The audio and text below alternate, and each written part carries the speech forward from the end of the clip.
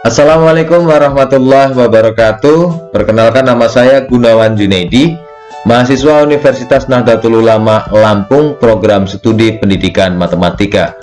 Pada kesempatan ini saya akan membahas tentang statistika parametri atau t-test one sample dengan pembahasan sebagai berikut. Pengertian statistik parametrik. Statistik parametrik merupakan metode statistika yang menyangkut pendugaan parameter, pengujian hipotesis, pembentukan selang kepercayaan, dan hubungan antara dua sifat peubah atau lebih bagi parameter-parameter yang mempunyai sebaran atau distribusi normal tertentu yang diketahui. Pengertian uji t-test. Uji T atau uji statistik yang digunakan untuk menguji kebenaran atau kepalsuan hipotesis nol. T-test adalah teknik statistik yang dipakai untuk menguji perbedaan di antara dua sampel, di mana datanya mempunyai skala interval atau rasio. Uji t-test dapat dipakai untuk menguji sampel bebas atau independen ataupun berpasangan.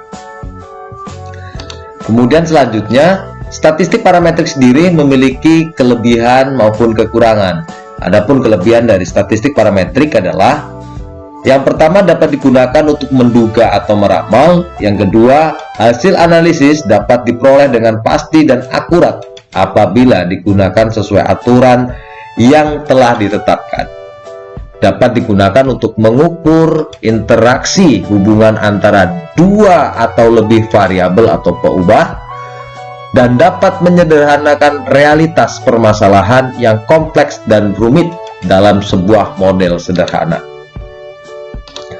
Kemudian, selain memiliki kelebihan, tentu statistik parametrik juga memiliki kelemahan atau kekurangan. Kekurangan dari statistik parametrik diantaranya berdasarkan pada anggapan-anggapan atau asumsi. Asumsi tidak sesuai dengan realitas atau menyimpang, bahkan justru kadang-kadang kemampuannya tidak dapat dijamin, bahkan menyesatkan. Kemudian yang ketiga, data harus berdistribusi normal dengan skala pengukuran. Data yang harus digunakan adalah interval dan rasio. Kemudian dapat digunakan untuk menganalisis data yang populasi atau sampelnya sama.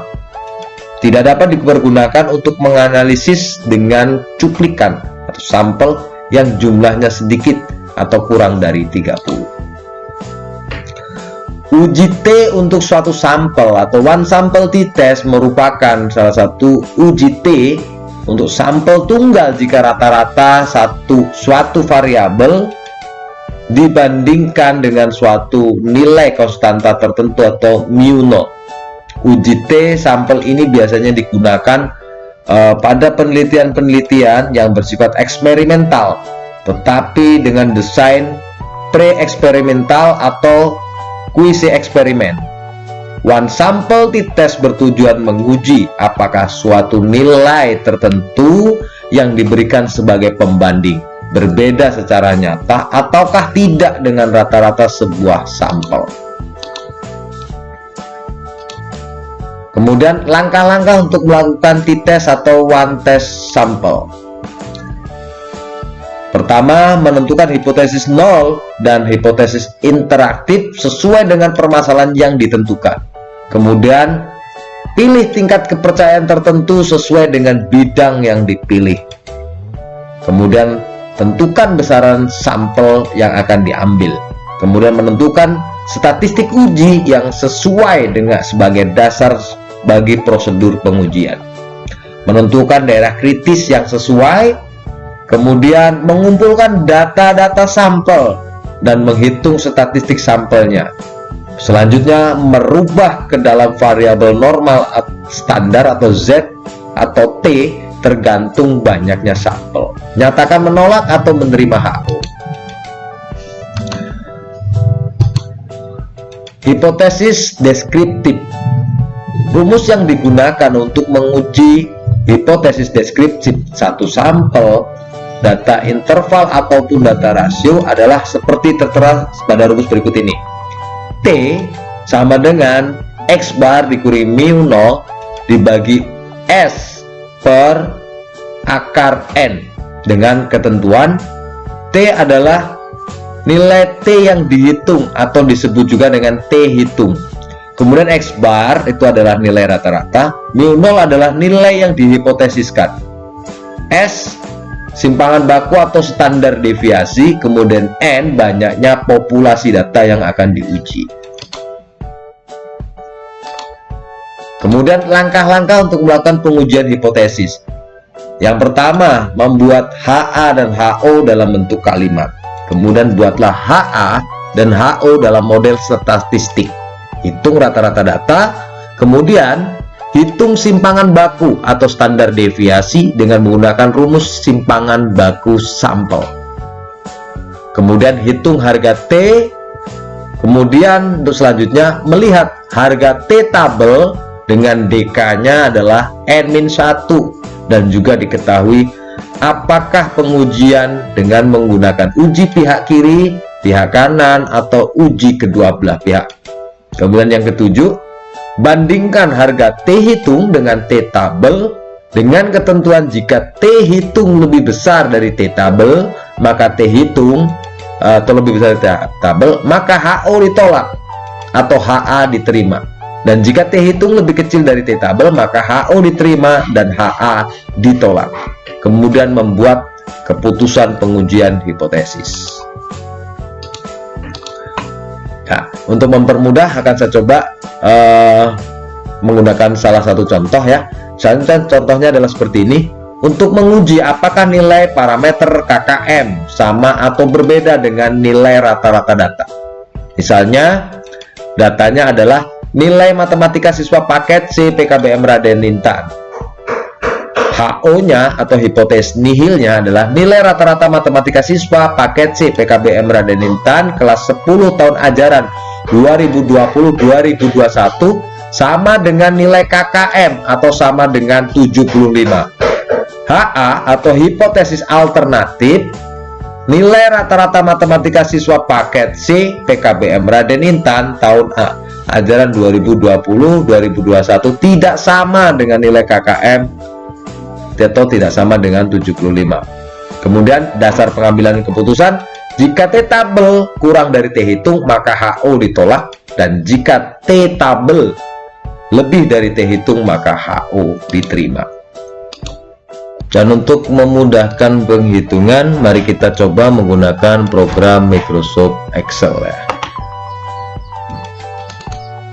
Oke, nah seperti ini data nilai matematika paket C PKBM Raden Intan itu kita masukkan ke dalam Microsoft Excel seperti ini ya. Kita masukkan ini nama-namanya, kemudian nilainya. Terdapat 25 siswa, artinya banyaknya populasi adalah 25 ya.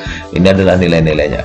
Kemudian kita buat sebuah hipotesis terlebih dahulu bahwa jika T tabel kurang lebih besar dari T hitung maka HO diterima ya. Nah, untuk mencari T hitung, rumus T hitung adalah X bar dikurangi mu0 dibagi S dibagi akar N.